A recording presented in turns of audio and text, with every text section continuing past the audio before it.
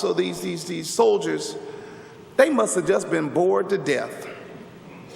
They must have been bored because here they are on the day that the crucifixion is scheduled to occur, the day that they are going to crucify Jesus Christ. The soldiers are not reading a book. The soldiers are not checking inventory. The soldiers are not making sure the cross is sturdy enough. The soldiers are playing dice.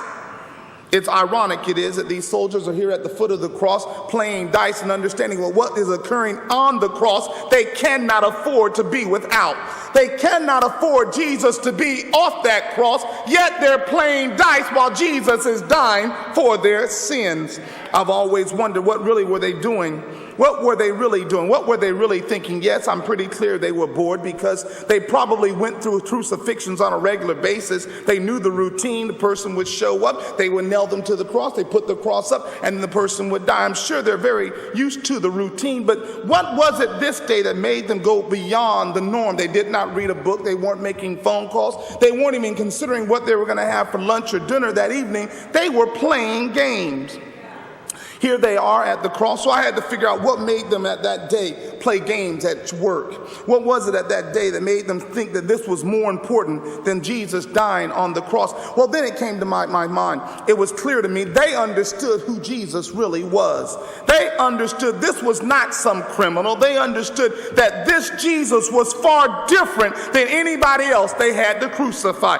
They understood this was the Jesus that turned water into wine at the wedding of Cana. They understood that this was the Jesus who spit on the ground and made a mud pack and put it on the man's eyes and told him to go wash in the pool of Siloam, and his eyes were open. This was the same Jesus who spoke Lazarus' name 3 times and Lazarus came forth. This was the same Jesus who fed 5,000 with 2 fish and 5 loaves. They understood this was not a criminal, and they understood this was not an ordinary individual. So they kind of figured out, if this was somebody special, I need to get a piece of him.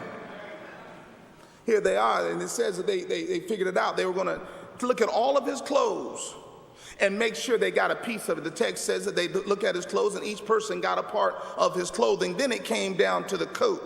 They thought, hold on a minute, let's not mess up the coat. This coat is a sartorial splendor because this coat has no seams in it. It's just one piece, and it just drapes over his shoulders. Let's not mess up this coat. Let's not rip this coat.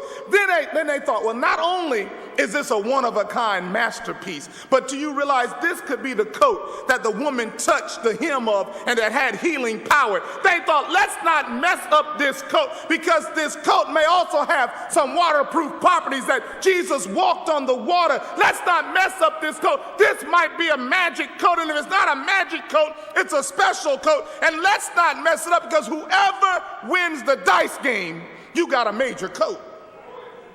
I'm trying to make excuses for these soldiers playing games that day at Calvary. What really messes me up, though, is not only did they play games, it's the location of where they were playing the game.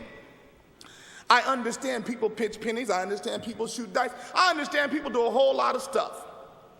But why did they need to do it at Calvary?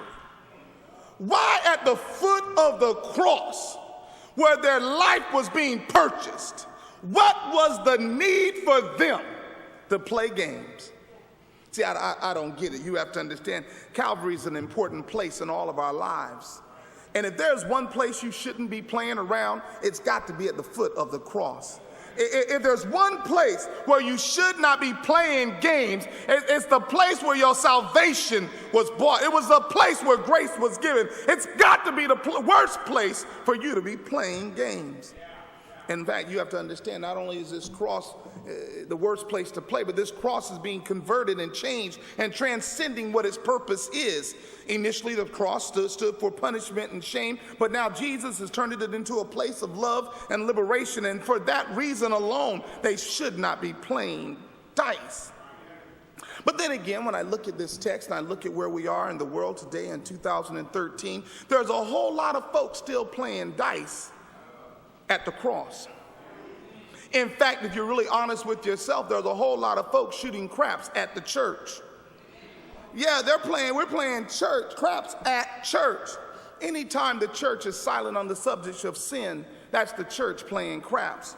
Anytime we fail to speak up for the least of these, that's the church playing craps. Anytime the church thinks it's more important for them to be important